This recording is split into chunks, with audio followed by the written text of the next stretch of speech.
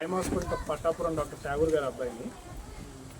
ఈ కార్యక్రమానికి విచ్చేసిన స్టూడెంట్స్కి, తల్లిదండ్రులకి, నాకు ఈ అవకాశం కల్పించిన మేత్రా కుటుంబ సభ్యులకి అందరికీ నా కృతజ్ఞతలండి.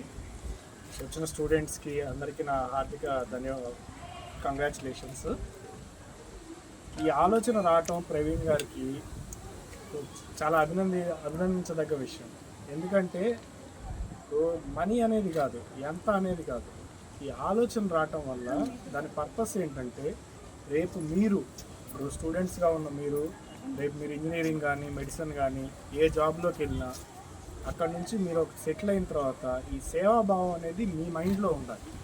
మనం ఎంతలో ఉన్నాము ఏంటి అనేది కాదు ఇంపార్టెంట్, మనం ఉన్న దానిలో ఎంతో కొంత సమాజానికి ఉపయోగపడే పనులు చేయాలని వారి ఆలోచన, వారి తల్లిదండ్రులు పెంచిన విధానం ఎంతో హర్షణీయమైన.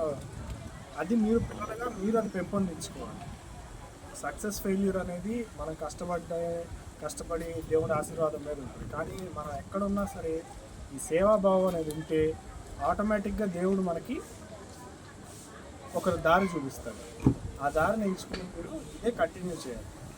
సో మీరందరూ కష్టపడి 10th క్లాస్లో చదవటం, మీ తల్లిదండ్రుల ప్రోత్సాహం, స్కూల్లో టీచర్స్ వాళ్ళ ఎంకరేజ్మెంట్తో ఈ పొజిషన్కి వచ్చారు. ఇక్కడ నుంచి ఇంకా ఎన్నో మెట్టుగా ఎదిగి ఇంకా ఎంతో అచీవ్ చేయాలని మనస్ఫూర్తిగా కోరుకుంటూ మీ అందరికీ ధన్యవాదాలు.